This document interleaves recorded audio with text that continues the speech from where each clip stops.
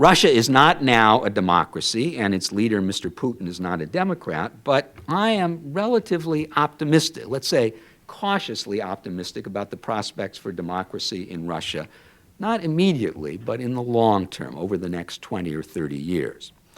The reason for my optimism is that for the first time, the obstacles that have barred the way to democracy in Russia in the past have either been severely weakened or have disappeared.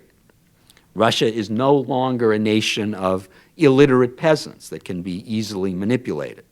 Russia no longer faces pressing military threats from abroad, and such threats always serve as a convenient excuse for people in power not to give up their power, not to risk that power in democratic elections.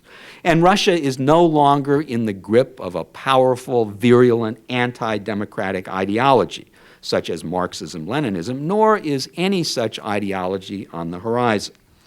Indeed, I think that the greatest threat to democracy in Russia is none of these things, but instead Russia's large reserves of oil.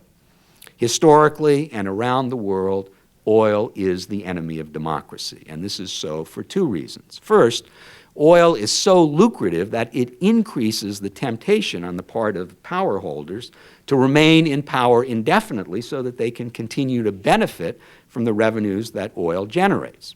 Second, because oil generates such revenues, countries that have large reserves don't have the need to develop a full-fledged working free market economy with the institutions and habits that then spill over into the political sphere.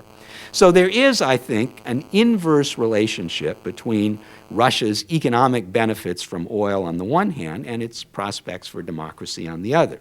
That is, the higher Russia's revenues from oil, the lower the chances that Russia will become a democracy.